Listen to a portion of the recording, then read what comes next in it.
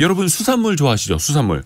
우리나라 사람들이요. 그 한국농촌경제원 자료를 보면 2021년 기준으로 한 사람당 수산물을 연간 68kg씩 먹는다고 합니다. 세계에서도 정말 많이 먹기로 손꼽히는 그런 소비량인데요. 밥상에서 빠질 수가 없죠. 뭐 봄부터 겨울까지. 자, 이번에 생선 바이블이라는 책을 낸 그리고 유튜브 입질의 추억 운영자로 유명한 김지민 어류 칼럼니스트입니다. 안녕하세요. 안녕하세요. 반갑습니다.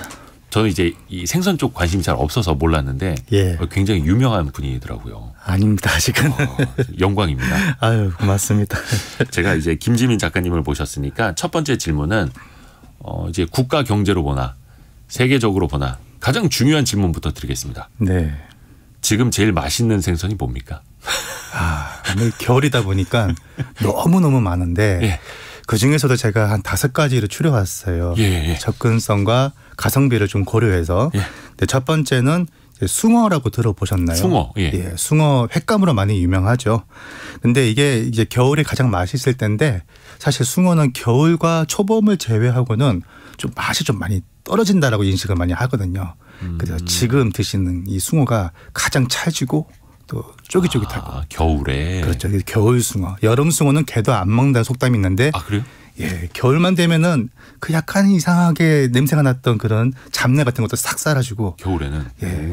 근데 문제는 이게 숭어가 크게 2가지가 있어요. 네네. 종류가 다른데 하나는 눈이 검은 숭어를 보통 숭어라고 그러고.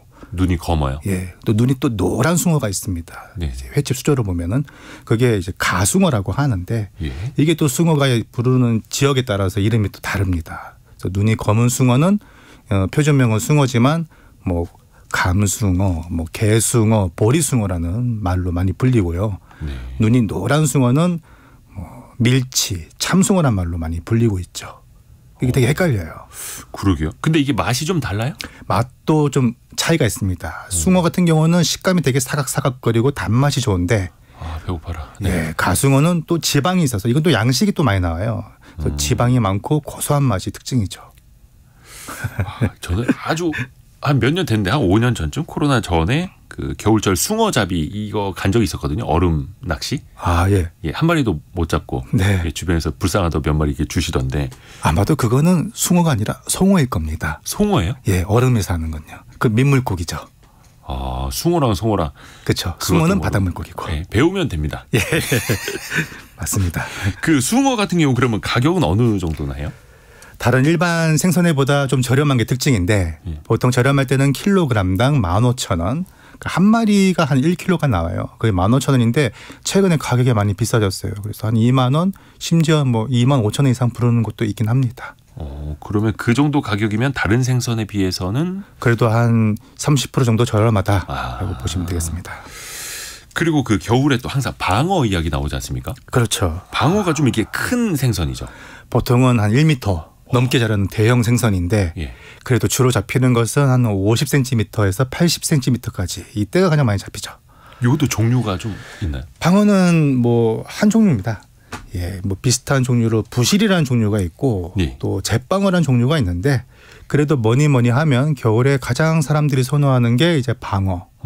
뭐 돼지방어란 말도 있는데요. 이거는 살이 이제 돼지처럼 쪄서 붙은 이름이고요. 돼지방어. 예. 근데 이제 지금은 뭐 자연산도 나오고 양식도 나오고 예. 또 해산가두리에서 자연산을 잡아다가 사료를 먹여서 키운 축양도 나오고 예. 여러 가지 방어가 나오고 있죠. 방어도 겨울이 제철이고요. 그렇죠. 한 11월부터 시작해서 이듬해 한 2월까지가 이때가 가장 기름지고 왜냐면은 한 4월부터는 산란을 하거든요. 얘네들이 이제 몸을 만들어 나가는 과정이 지금이에요. 살도 찌고 지방도 엄청 많고 그런데 이 방어가 봄이 지나면서 산란철을 지나면서 살도 마르고 지방도 빠지면서 급격하게 맛이 떨어지는 거죠. 그래서 겨울이 제철이다. 방어는. 그렇습니다. 예. 근데 아까 그 부시리라고 네. 하셨던 돼지방어도 있고. 네. 요거 그러면은 어디 횟집이나 어디 가서 이거를 구체적으로 콕 집어서 먹는 게 나아요? 어떤 걸 찾아야 돼요? 보통은 이제 방어도 크기에 따라서 소방어, 중방어, 대방어. 크기에 따라서? 예, 크기에 따라서. 특대방어 이렇게 있는데 아무래도 가장 선호하는 것은 대방어. 한 8kg 이상 한 몸 길이가 한 80cm 넘어가는. 그게 작은 방어랑 큰 방어랑 몸 크기만 다른 게 아니라 맛이 달라요? 일단은 지방질의 깊이가 다르고 지방 함량부터가 다릅니다. 아, 지방이 좀 있어야 맛있는 거예요? 그렇죠. 소고기처럼. 그렇죠. 예를 들어서 쉽게 비유를 하자면 소방어를 먹었으면 예. 쫄깃쫄깃한 맛은 있는데 뭔가 고소한 맛은 좀 떨어지고 대방어를 먹으면 와, 참치 회처럼 마치 이 안에서 육즙이 탁 퍼지면서 기름기가 예. 이렇게 고소하게 탁 받치는. 그리고 뭐니 해도 크면 클수록 세부적으로 부위별로 나눌 수가 있어요. 그래서 뭐 목살이니 뱃살이니 배꼽살이니 이렇게 참치처럼. 그렇죠. 부위별로 맛을 또 음미할 수도 있고. 하지만 그래도 크기가 가장 중요한데 항상 큰 거를 먹을 수는 없잖아요. 그래서 네네. 소방어나 중방어도 유난히 길이보다는 위아래 이 살이 통통하게 찐 것들이 있습니다. 몸이 두꺼운 애들. 그렇죠. 몸이 두꺼운 애들. 네. 그래서 작은 방어라도 몸이 두꺼운 방어는 나름대로 또 그것도 맛이 있습니다. 저렴하고요. 아, 저렴해요? 아무래도 대방어보다는 그래도 저렴하게 판매가 되죠. 방어는 그러면 가격이 한 어느 정도예요? 와, 요새 방어 가격이 예. 엄청나게 올랐습니다. 깜짝 놀랄 정도인데 경매가로 킬로그램당 35,000원인데 네. 그러니까 이거를 뭐 2배, 3배 붙여서 팔 수가 없는 거예요. 제가 이번 주 토요일 날에 방어 10kg짜리를 잡거든요. 그래서 계산을 해보니까 35만 원에서 40만 원이 나와요. 사셨어요? 살 예정입니다. 아. 그 정도로 지금 방어가 많이 비싼데 소방어는 거기에 비해서는 거의 절반 가격. 경매가 기준으로요. 아하. 예. 그러면 가성비는 그냥 소방어가 좀 있다고 볼 수 있겠네요. 그렇죠. 어허. 아, 큰일 났습니다. 아침부터 지금 군침 돌아서. 아침이 아니군요. 이제 점심시간 얼마 안 남았습니다, 여러분. 희망을 갖고.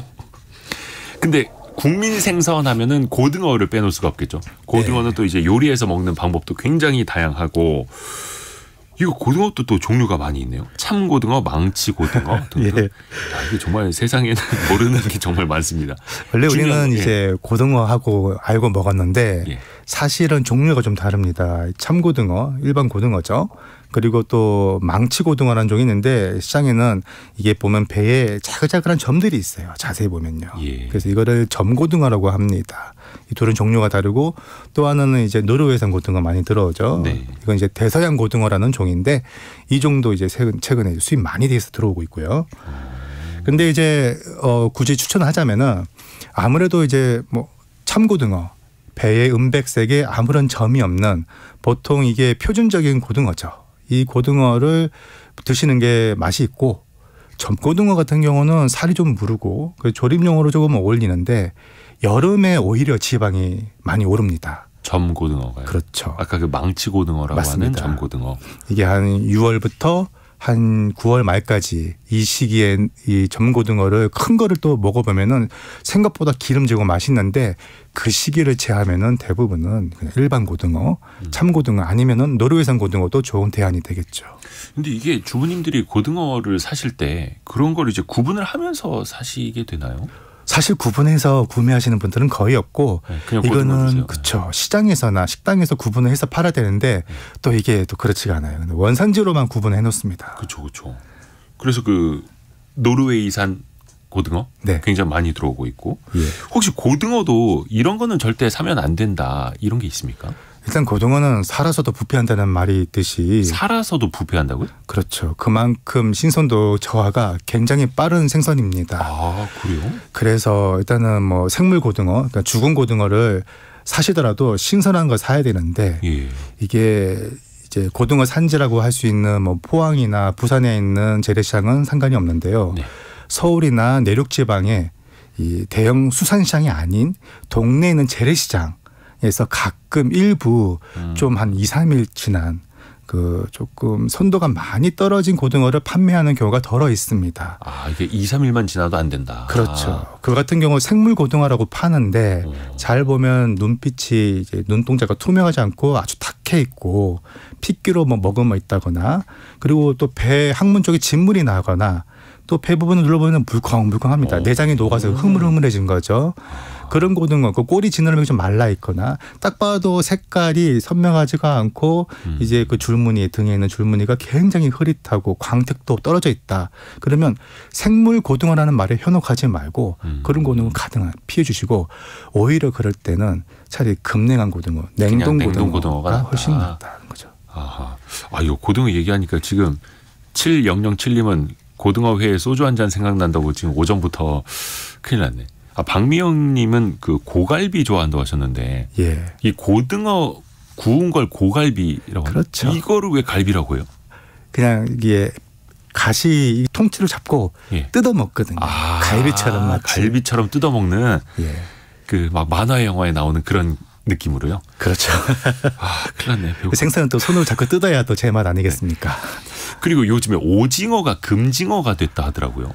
야, 저도 12월 기준으로 예. 위판장에서 동해안 쪽 시장에 오징어 한 마리가 경매가로 25,000원에 낙찰된 것을 봤어요. 한 마리요? 한 마리예요. 이거를 이제 마진을 붙여서 팔아야 되는데 소비자한테는 활 오징어 기준 한 마리가 3만 원에 판매됐다는 소식이 있었습니다. 이거 엄청나게 비싼 거거든요.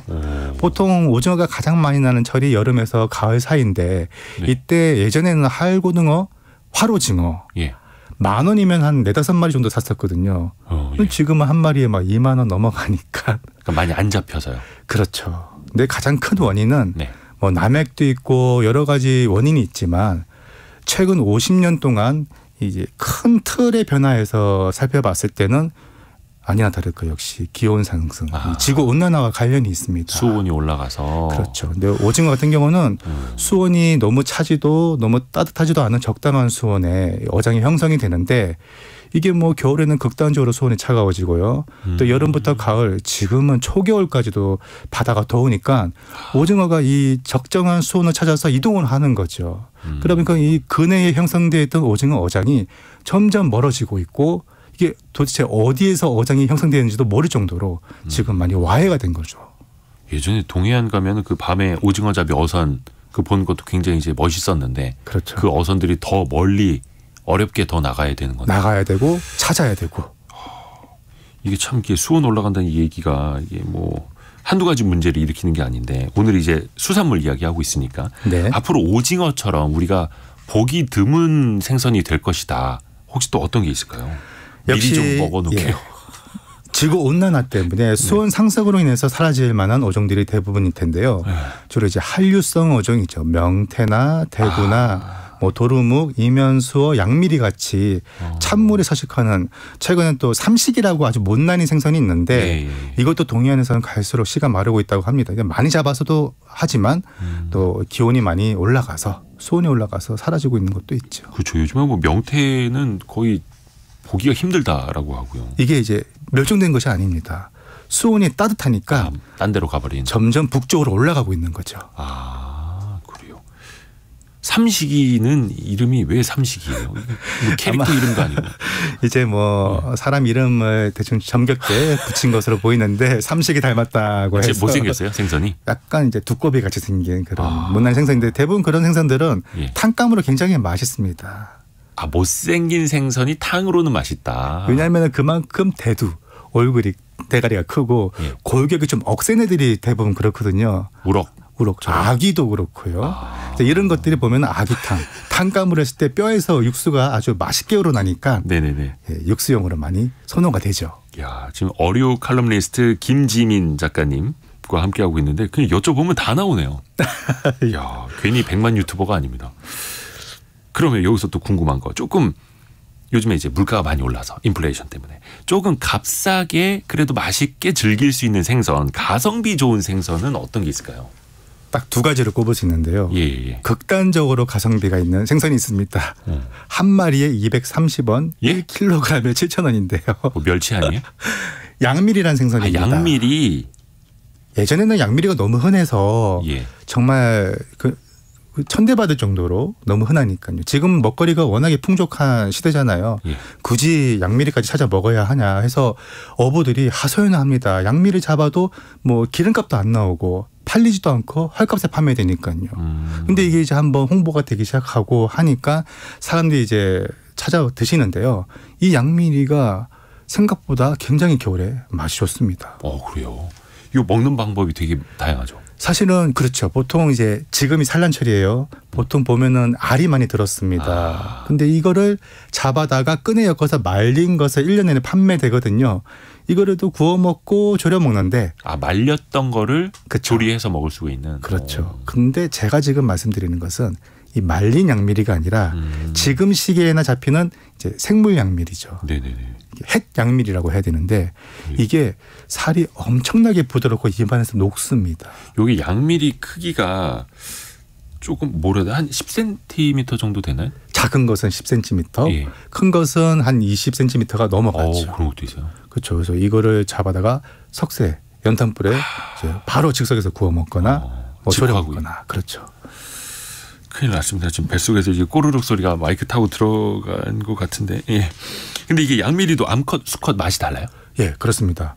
이게 암컷은 안에 알집이 들어있을 거잖아요. 네네네. 알을 먹는 재미도 있고 수컷은 반대로 정소죠.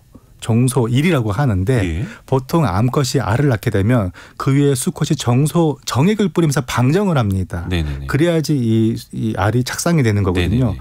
그 정액을 저장하는 주머니가 정소인데 네. 그렇게 얘기하면은 조금 비위가 상할 수 있지만 네네네. 사실 우리가 옛날부터 즐겨 먹었던 것이 이 수컷의 정소예요. 예를 들면 동태탕에 들어가는 꾸불꾸불한 거 있죠. 이 곤이라고 하는 거. 곤이. 이게 다 그 정소거든요. 그게 정소예요? 예. 근데 이게 어떻게 보면 또 별미잖아요. 근데 양미리의 정소는 꾸불꾸불하지가 않고 그냥 하얀색 덩어리처럼 순두부처럼 되는데 입에 넣으면 정말로 크림치즈, 리코타 치즈랑 분간이 못할 정도로 아주 사르르 녹습니다. 야, 그러면 양미리는 암컷은 암컷대로, 수컷은 수컷대로 그 제 맛이 있는 거네요. 그렇죠. 그리고 저는 알탕에 들어가는 곤이가 그 정소라는 거 몰랐어요. 사실 뭐 곤이는 창자인가 막 그래요. 예, 잘못된 말이고요. 예. 곤이는 사실 한자어로는 자손이라는 뜻이 있어서 어떻게 보면은 뭐 그렇게 따지면 또 맞는데 일이나 정소가 올바른 말이죠. 일이 정소. 알집은 난소가 되겠고요.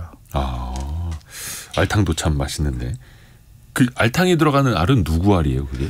보통은 이제 동태알을 많이 씁니다. 명란이죠. 그리고 동태탕에 들어가는 정소는 동태의 정소가 아니라 대구의 정소를 씁니다. 그게 조금 더 굵고 좀 식감이 있으니까요. 이야. 그리고 굴도 겨울철에 이제 즐겨 먹잖아요. 그렇죠. 근데 저도 참 굴 좋아하는데 굴이 뭐 바다의 우유라고도 하고. 맞습니다. 근데 이게 굴이 석화라고 부르는 분도 있고. 예. 굴이랑 석화랑 같은 거예요, 다른 거예요? 같습니다. 근본적으로 같은데요. 석화는 까지 않은 껍데기 채로 있는 것을 말하는 거고 이게 이제 갯바위에 다닥다닥 붙어 있는데 네. 멀리서 보면 마치 꽃이 핀 것 같이 이게 허옇거든요. 그래서 석화라고 부르는 것이고요. 그거를 까면은 이제 깡굴이라고 그러고요. 예. 또 먹기 좋게 이제 방갓굴이라고 윗껍데기만 깐 것을 방갓굴 또는 하프쉘이라고 부르죠. 같은 굴입니다. 같은 굴이다. 예. 그러니까 껍데기를 얼마나 깠느냐 그 그렇습니다. 차이. 이게 헷갈리는 게 항상 있습니다. 조금 전에 3447님이 양미리가 꽁치인가요? 항상 궁금합니다. 꽁치와 양미리는 다릅니다. 다른 거다. 그렇죠. 예. 근데 그 저기 과메기는 꽁치로 꽁치죠. 만들죠. 그렇죠. 예. 과메기는 꽁치로 만든 거고. 야, 이게 지식이 이렇게 커집니다. 지식이 커지고 있습니다. 예. 근데 아까 잠깐 그 노르웨이의 고등어 그것도 우리가 이제 많이 수입해서 먹지 않습니까? 얘기해 주셨는데 연어도 수입이 거의 대부분이죠. 연어는. 사실 시중에 유통되는 연어는 거의 99% 이상이 수입산인데요. 네네. 그중에서 한 70%가 노르웨이산이고 나머지 한 15% 20%가 칠레산이고 그에 또 알래스카, 뉴질랜드산이 있는데 생연어 우리 보통 횟감으로 먹잖아요. 이게 냉동을 한 번도 하지 않은 이제 냉장 운송된 연어입니다. 항공으로요. 노르웨이에서. 이게 2, 3일이면은 출하 이후 2, 3일이면은 우리 식탁에 도달을 하죠. 우리가 지금 그 연어 회로 먹는 게 그렇죠. 냉동했던 거 해동한 게 아니라 그렇죠. 아예 그냥 생장으로 온 거예요. 예. 어떻게 보면은 숙성된 연어회라고 볼 수 있겠죠. 근데 그 연어회가 양으로 따지자면 상대적으로 좀 저렴하지 않습니까? 다른 것보다? 이게 어떻게 항공기로 오는데 항공기의 운송 비용 예. 또 최근에 러시아 우크라이나 전쟁으로 인해서 보통은 이제 러시아에서 한국으로 바로 직항으로 오는데 네. 지금도 직항으로 옵니다만 항로가 러시아를 피해서 오다 보니까 네. 이 항로 변경에 따른 또 운송비가 많이 들잖아요. 네. 그게 결국에는 연어의 소비자 가격에 반영이 됩니다. 지금 킬로그램당 예전에 2만 원이면 샀던 것을 네네. 지금 뭐 3만 원까지 육박하고 더 올랐어요. 갈수록 이제 많이 오르고 있는 거죠. 연어가 비행기 타고 오는 거였네요. 이렇게 비행기 타고 오는 생선들이 많이 있어요? 거의 없습니다. 노르웨이산 킹크랩 같은 경우가 또 이제 항공기로 오고요. 그게 좀 특이한 케이스죠. 그 수입산하고 국내산하고 이게 맛 차이가 좀 많이 나나요? 사실은 수입산 신토불이라고 이제 얘기했던 것은 조금 옛날 얘기고요. 네. 요새는 워낙에 이제 운송 수단이 발달하다 보니까 수입산이냐 국산이냐보다는 이제 활어냐, 죽어버린 선어, 생물이냐, 아니면 냉동이냐, 해동이냐, 더 나아가서 해동을 다시 냉동한 냉동이냐, 재해동이냐에 따라서 상태에 따라서 맛이 많이 다르거든요. 그런데 결국에는 이제 국산 수산물이 아무래도 활어로 판매되고 생물로도 판매되니까 네. 가장 가격이 비쌀 수밖에 없고요. 같은 상태로 비교했을 때는 사실 근소하게나마 국산이 맛있다고 느끼지만 이것도 한 자리에서 비교 시식을 하지 않으면 그 맛 차이가 굉장히 미묘해서 잘 모를 수 있다라고 생각합니다. 이게 국산과 수입산 차이가 어떤 항구로 들어오느냐 차일 수 있잖아요. 비슷한 바다에서 잡았는데 어디로 그렇죠. 가져가느냐에 따라서. 예를 들어서 쭈꾸미 같은 경우 예. 봄 되면은 서해에서 쭈꾸미가 많이 이제 잡히거든요. 예. 이게 보령 앞바다로 들어와서 서울로 오르는데 하루도 안 걸립니다. 굉장히 쌩쌩하고 팔팔하잖아요. 네네네. 양동이를 보면 얘들이 먹물이 많아서 먹물도 싸고 활력도 좋고.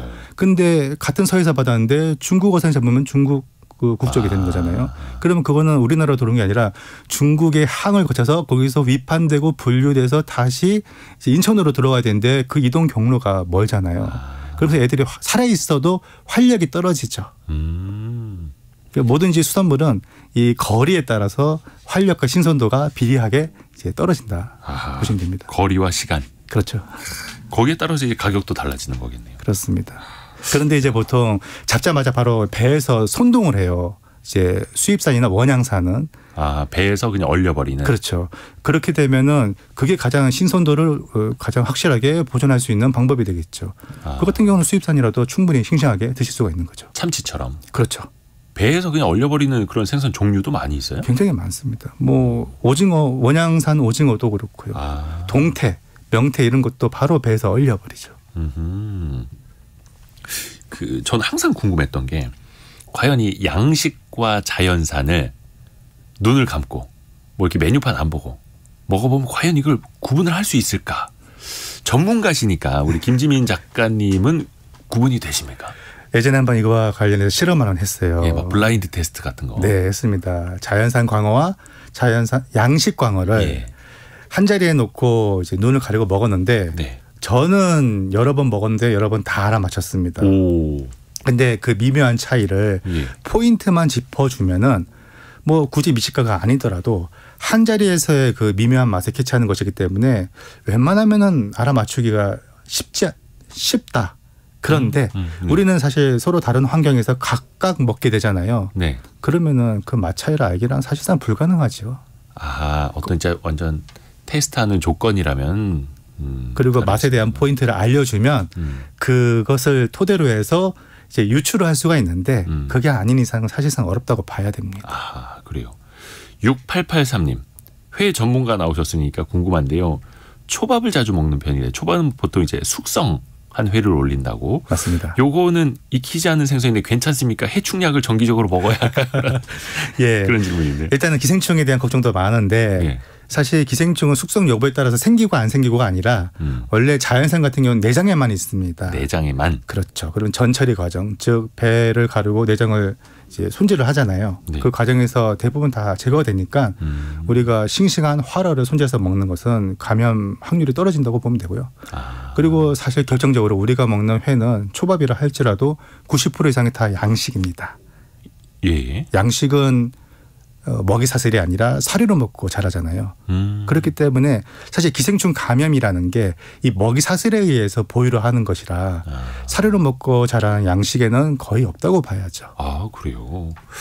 그리고 또 그 숙성회 같은 경우에 어디서는 이제 숙성회가 더 맛있다라고 이제 홍보를 하기도 하고 네. 며칠 동안 이렇게 냉장 보관을 하는 거잖아요. 네. 일식집에서도 숙성회로 요리 많이 해주고. 그렇죠. 요거는 어떻습니까? 뭐 맛이라든지 아니면 신선도는 문제 없을지요?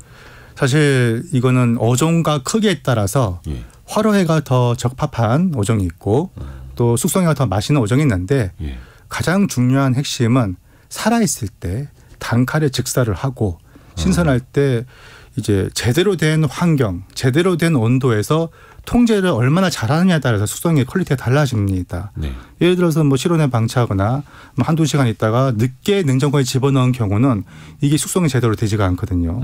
또 회를 다 썰어버린다거나 공기와 노출을 좀 최소화해야 되는데 많이 공기에 노출이 된 회는 그만큼 산패도 빠르고 그래서 숙성을 하더라도 얼마나 통제해서 하느냐에 따라서 맛이 달라지고 신선도가 달라지는 것이죠. 그래서 전문 숙성회 집에서 드셔야 한다는 것도 그런 이유에서입니다. 아하.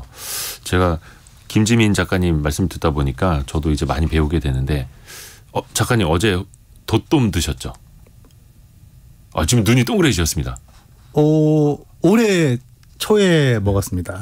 제가 이제 돛돔 냄새를 맡은 건 아니고요. 예. 조부건님이 유튜브 보셨나 봅니다. 작가님 어제 돛돔 드셨다고 알려주셨어요.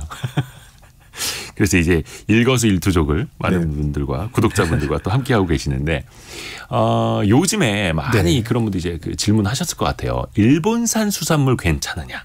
특히 국내에 뭐 많이 수입은 안 된다고는 합니다만 일부 또 들어오는 게 있지 않습니까? 지금 많이 들어오는 게 가리비죠. 가리비. 멍게도 많이 들어오고요. 멍게도 있어요. 또 지금 방어가 핫하잖아요. 일본산 양식 방어 많이 들어오고 있습니다. 요거는 어때요? 사실은 뭐 이러한 일본산 수산물에 대해서 제가 먹어도 괜찮다 네. 또는 위험하다라고 얘기를 명확하게 드릴 수 없는 이유가 뭐 다들 잘 아시겠지만 사실 이 먹거리 안전성과 관련된 문제임에도 불구하고 이게 외교적으로나 정치적으로나 민감하고 제가 어느 쪽으로 답을 내게 되면은 또 뭐 이해관계에 따라서 편가르기를 하고 막 그러다 보니까 사실 조심스러운데요. 제가 알고 있는 팩트만 말씀드리자면 네. 사실 가리비 같은 경우가 사실 우리나라에서 제일 많이 수입하는 품목 중에 1위입니다. 네. 지난 13년 동안 매해 평균 3,500톤을 수입을 해왔고요. 최근 4년 동안의 통계를 보면은 무려 1년에 10,000톤이 넘는 물량이 우리나라로 들어왔습니다. 일본산 가리비가. 그렇죠. 대부분 다 북해도 홋카이도 여행 많이 가시잖아요. 네. 그쪽에서 길러진 양식인데 이것들이 이제 부산 감천항으로 통관돼서 들어오면 랜덤으로 이렇게 샘플을 수거해서 이제 뭐 검사를 하죠. 그렇게 해서 이상이 없는 것에 한해서 다 통관이 되고 이제 유통이 됐고요. 지난 10년 동안 다 우리 국민의 입으로 다 들어갔습니다 이미. 일본산 방어도 마찬가지고요. 예, 거기까지만 제가 말씀드리겠습니다. 그렇죠, 그렇죠. 이건 또 인식의 차이일 수도 있겠고 또 그 뭐 문제가 있는지 여부는 또 이게 장기간 또 추적 관찰을 해야 되는 문제여서요. 다른 질문 한번 드려볼게요. 송대현님이 그 글을 올려주셨는데요. 활어여도 수족관에 며칠씩 있는 건 맛이 없다고 의견 주셨는데 네. 똑같이 살아있는 생물인데 네. 수족관에 뭐 한 일주일 있던 친구랑 막 잡혀온 친구 맛이 진짜 달라집니까? 이거 재미있는 얘기 하나 해드릴게요. 예. 자연산 생선회를 동네 횟집에서 먹었을 때와 네. 산지에 놀러 가서 먹었을 때 맛이 달라요. 그게 기분 탓 아니고요. 기분 탓일 수도 있죠. 예. 일단은 누구와 함께 먹느냐. 그렇죠. 그리고 아무래도 여행 가면 들뜨잖아요. 네, 또 공기도 그러면 좋고. 맛없는 것도 맛있단 말이에요. 그런데 그거 말고도 예. 또 과학적으로 설명할 수 있는 이유가 있습니다. 그래요? 일단은 물고기란 것은 양식이든 자연산이든 물 밖에 꺼내졌을 때부터 하루에서 이틀 정도 수조로 옮겼을 때 그때가 가장 맛이 좋아요. 그 이상 지나게 되면은 얘네들이 그동안 먹은 게 없잖아요. 그러면은 먹이를 주는 게 아니니까. 그렇죠. 사람도 공복 15시간 지나면 이제 힘 빠지고 여기 자기 소화를 한단 말이에요. 그렇죠. 자기 지방을 태우게 되죠. 예. 생선도 마찬가지입니다. 오래된 생선은 수족관의 환경이 보통 되게 밝잖아요. 조명도 있고. 그러니까 제 색깔보다 허옇게 변합니다. 이게 수조에서 한 일주일 이상 있던 애들. 그런 애들은 살도 좀 빠지고 영양분도 좀 빠지고. 살이 빠져요? 생선이? 그렇죠. 그럼 맛이 없을 확률이 높겠죠. 야, 송대현님이 좋은 의견 주시네. 우리 청취자님들 덕분에 제가 이 원고 석장이나 남았는데 좋은 질문 많이 하고 있습니다. 고맙습니다. 요거 또 이제 우리 좀 민감한 이야기를 좀 질문을 드리려고 하는데 일부의 문제겠습니다만 일부 수산시장 업자들이 조금 소비자를 속이는 행태들이 있어서 요거 좀 여쭤보려고 하는데 가장 대표적으로 소비자가 수산시장 갔다가 바가지를 쓰게 되는 경우 대표적인 케이스 어떤 게 있을까요? 일단은 뭐 저울 무게를 속이거나 중량 부풀리기를 하는 건데요. 특히 뭐 최근에 많이 이제 사라지고는 있지만 그래도 여전히 없어지지 않은 것이 갑각류. 갑각류. 꽃게나 킹크랩, 대게 같이 조금만 무게를 부풀려도 이제 돈을 좀 많이 벌 수 있는 그런 구조가 있거든요. 원체 비싸니까. 그렇죠. 워낙 비싸니까. 그래서 이런 갑각류를 구매하실 때 바닷물이 딸려서 들어가서 같이 재워지진 않은지 네. 또 애초에 저울 0점에 맞았는지 그리고 뭐 여러 가지 수법을 통해서 중량을 많이 부풀립니다. 그래서 그 바구니 무게를 빼달라거나 물을 좀 부어달라거나 그래서 딱 그 킹크랩은 킹크랩만 잴 수 있도록 그거는 뭐 소비자의 기본 권리입니다. 당당하게 요청하셔야 됩니다. 제가 물을 좀 탈탈 털어서 저울에 올릴게요. 뭐 이런. 또 얼마 전에 인터넷에서 화제가 됐던 게 한 고등학생한테 어떤 업자가 썩은 대게를 팔았다. 썩은 대게 다리를 팔았다. 이렇게 보니까 다리 사진 보니까 거뭇거뭇하더라고요. 거의 뭐 시커멓죠. 이게 작가님은 어떻게 보셨어요? 사실은 그 언론에서나 기사분들이 기자에서는 네. 그 커뮤니티에 올라온 글을 그대로 복사 붙이기 위해서 이제 올리는 경향이 좀 많더라고요. 뭐 어뷰징 기사들이 많기는 해요. 예, 일단은 외관상으로 봐도 확 이제 까뭇까뭇하니까 썩은 것처럼 보이는데 물론 실제로 썩은 것을 판매할 수도 있고요. 그렇게 되면 안 되겠죠. 상인도 당연히 변상을 해줘야 되고 사과를 해야 되고 재발 방지를 해야 되는 게 맞는 거고요. 네네네네.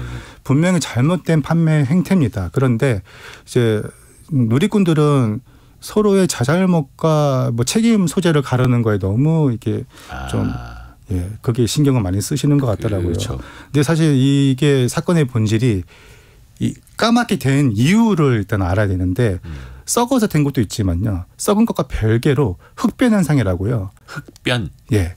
이 개의 단백질 성분과 개의 혈액과 산소가 만나게 되면은 이게 까맣게 멜라닌 색소 침착이 일어납니다. 그냥 그러면 껍데기 색깔만 변하는 거예요? 그렇죠. 근데 속살도 까맣게 되는데 여기 이제 개 혈액이 묻어 있으면은 같이 까맣게 되는 거죠. 그러니까 개의 혈액이 촉매제 역할을 하는 건데요. 이 멜란이라는 이 검은색 성분이 우리 몸에 해로운 게 아니거든요. 단지 변색이 될 뿐이지 신선도와 맛에는 아무 상관이 없고. 그래서 그게 썩은 게 아닐 수 있다. 아닐 수도 있고 썩은 것일 수도 있고 그거는 이제 당사자들만이 아는 문제겠죠. 근데 여기에 대한 본질적인 문제를 그 어떤 언론사에서도 보도를 하지 않아서 이 거먹게 된 요 이유 여기에 대해서 제가 원인을 제가 설명을 했던 것이고요. 그러니까 그 원인이 다른 이유일 수 있는데 그렇죠. 조금 더 팩트 체크를 했으면 하는 그런 좀 아쉬움이 있는 거네요. 일단 뭐 소비자는 당연히 기분이 나쁘니까 이걸 이제 SNS에 올리는데 좀 언론이 조금이라도 더 정제해서 보도를 해야 할 텐데요. 그러면 만약에 이게 또 대게 같은 경우 그 있지 않습니까? 이것도 수율이라고 한다면서요. 살이 얼마나 꽉 차 있느냐. 이거 중요하지 않습니까? 그런데 그렇죠. 수족관에 있는 대게 이렇게 고를 때는 모르잖아요. 예. 이거 어떻게 알 수 있는 방법이 있나요? 사실 소비자로서 굉장히 어려운 문제긴 한데 그래서 뭐 단골집을 확보하라 이런 얘기도 있잖아요. 믿고 구매할 수 있는 집을 이제 한 두 군데를 두고 꾸준히 이제 구매하시는 것이 가장 좋고 눈으로 보고 결정할 수 있는 그런 방법도 있긴 합니다. 어떻게요? 대게 같은 경우는 이제 보통 활력이 중요한데 들었을 때 상인이 아마 꺼내 보일 거예요. 다리로 활발하게 움직이고. 그때 막 퍼덕거리는. 그렇죠. 살아있더라도 활력이 저하된 것은 다리가 축 처집니다. 그런 것 때문에 피해 주시고 그리고 활력이 좋은 것 중에서도 수율이 안 좋은 것이 있을 수도 있어요. 배 딱지를 보면은 최대한 울긋불긋한 거. 그러니까 붉은색이 많이 들어간 것이 살이 많이 찬 겁니다. 특히 개 다리를 보면은 관절 사이사이가 살이 찬 것은 이렇게 빨간색, 약간 선홍색으로 붉게 물들어 있어요. 이게 살색이 비쳐서 나오는 것이거든요. 살이 없는 것은 투명하거나 허였습니다. 개딱지, 배딱지도 허였고요. 그런 것은 이제 물개일 확률이 높으니까 피하는 게 좋겠죠. 활력이 있는 것 그리고 배가 붉은 것 관절 사이도 좀 붉은 게 좋다. 특히 이제 대게 같은 경우는 가격이 왠지 비싸다 보니까 손해 보면 안 되겠죠. 이거 혹시 그 다리를 한번 이렇게 눌러봐 주기도 하더라고요. 그건 제대로 된 방법입니까? 통통합니다 이렇게 눌러보면. 허벅다리를 한번 눌러봐도 되겠습니까? 왜냐하면 싫어하시는 분도 계시니까 한번 눌러볼게 하면은 뭐 물건에 자신 있는 분들은 눌러봐도 된다. 눌렀을 때 이렇게 푹푹 들어가거나 아니면 물이 차서 물소리가 찍찍 나거나 이런 건 피해야겠죠. 살이 찬 것은 눌렀을 때 탄탄하고 탱글탱글합니다. 아, 그게 느껴지나요? 그렇죠. 그것도 해봐야 되는데. 뭔가 좀 단단한 느낌? 근데 보통 이제 수산시장 가면 이게 사실 일반인들이 수산시장 1년에 몇 번이나 가겠습니까? 친구들이랑 가서 우리 몇 명이 먹을 건데 어떤 게 좋아요? 요즘에 어떤 게 물이 좋아요? 물어보잖아요. 예. 이렇게 하면은 혹시 괜찮은 겁니까? 사실 그 방법보다 좋은 것은 네. 그날 우리가 먹을 품목과 무게를 예. 어느 정도는 머릿속에서 정해놓고. 미리 정해놓고 가라. 그렇죠. 그리고 요새는 또 시세 어플도 많이 나와 있기 때문에요. 내가 오늘 먹을 게 우럭이랑 멍게다 그러면은 조금만 검색해 보면은 1kg에 얼마라는 게 다 나옵니다. 그래서 어느 정도 시세라는 것도 미리 숙지하고 가시면은 상인을 불렀을 때 그 가격이 비싼지 저렴한지 어느 정도 좀 가늠할 수 있겠죠. 그래서 흥정할 때는 이렇게 하는 게 가장 좋아요. 오늘 저희가 인원이 4명이고 한 광어를 한 2kg짜리 한 마리 잡을 건데 네. 얼마냐. 약간 구체적으로. 그렇죠. 그래서 시세도 미리 좀 알아보고 가는 게 좋고 그냥 추천해 주는 대로 먹어서는 안 된다. 그게 뭐 그렇죠. 좋은 상인분이면 그날 가장 좋은 걸로 골라줄 수도 있지만 또 이게 수조에 또 죽어나가는 것들은 재고잖아요. 그래서 빨리 팔아야 되니까. 빨리 팔아야 되니까. 그런 거를 먼저 추천할 수도 있으니까요. 물론 이제 대부분의 상인분들은 이제 정직하게 하시겠습니다만 아주 일부 한두 집이 전체 수산시장을 또 욕먹게 하는 경우도 있어가지고요. 좀 개선이 됐으면 하는 바람이고요. 김지민 작가님은 그 낚시부터 먼저 취미로 시작을 하셨던 거라고요. 맞습니다. 우리나라 그 낚시 인구가 900만 명을 넘는다 하더라고요. 거의 1000만 명에 육박해요. 예. 근데 그 통계가요. 예. 사실 이런 겁니다. 태어나서 지금까지 예. 한 번이라도 낚시를 해본 사람들을 다 추산하면 그 정도가 되는 것이고 자기가 자기 비용을 직접 지출하면서 경제활동을 하면서 낚시를 하시는 분들은 제 생각엔 한 뭐 20-30만 정도로 추정을 하고 있습니다. 오, 그래요? 그러면 이게 많은 레저 산업은 아닌 거예요? 많이 부흥을 했죠. 아, 그래도 커졌다. 특히 2014, 2015, 2016. 예. 그래서 뭐 그때 이제 도시오브 같은 프로그램도 많이 예능 나오고. 프로그램 생기면서. 예, 그때부터 많이 이제 부흥기를 겪었죠. 이게 낚시하시는 분들도 물론 이제 뭐 강 낚시, 바다 낚시, 배 낚시 다 다르긴 합니다만 요즘 어떻습니까? 이게 취미 삼아 하시는 분들도 뭔가 감안하거나 또 지켜야 될 것들도 있지 않습니까? 사실 이게 좀 우후죽순 네. 너도 나도 낚시에 뛰어들다 보니까 이게 낚시를 했을 때 기본적인 에티켓이나 이런 것을 제대로 교육을 못 받고 바로 현장에서 낚시 취미를 즐기시는 분들이 굉장히 많아요. 근데 뭐 서로 간에 지켜야 할 그런 에티켓이 있는데 이런 것도 좀 숙지를 하시고 중요한 것은 가지고 온 쓰레기는 무조건 대가져가자. 이 쓰레기 특히 이제 뭐 음주를 하지 선생생 음주가 이제 불법이거든요. 아, 배 낚시하면서 술 마시면 안 되는 거예요? 예전에는 그게 허용이 됐는데 어느 순간부터 이제 사고가 나니까. 근데 사실 사람이라는 게 낚시를 하면은 잡은 물고기로 회 떠서 소주 한잔 하고 싶은 마음이 있거든요. 예. 그래서 몰래 주머니에다가 팩소주 숨겨서 들어가고. 근데 이제 해경에 걸리고 하는데 하지 말라는 거 좀 안 하고. 네. 예, 그리고 해상국립공원 이런 갯바위에 들어가서 취사행위 같은 거 이제 이거 불법이거든요. 이런 거 좀 안 했으면은 그런 것만 좀 지켜주시면서 낚시를 해도 충분히 깨끗한 바다가 될 수 있다고 생각합니다. 지켜야 할 것들이 많은데 사실 이게 보는 사람이 없거나 단속하는 사람이 없으니 그렇죠. 그리고 바다나 어디 해변가에서도 그래서 이게 위법한 행위를 할 수도 하는 분들이 또 이제 생겨나는 거죠. 그렇죠. 지켜야 될 것들이 많이 있습니다. 유튜브 입질의 추억을 운영하고 있는 어류 칼럼니스트 오늘은 김지민 작가 생선 바이블이라는 책을 바탕으로 또 이야기를 나눠봤습니다. 많이 배웠습니다. 고맙습니다. 도움이 됐으면 좋겠습니다. 감사합니다. 감사합니다.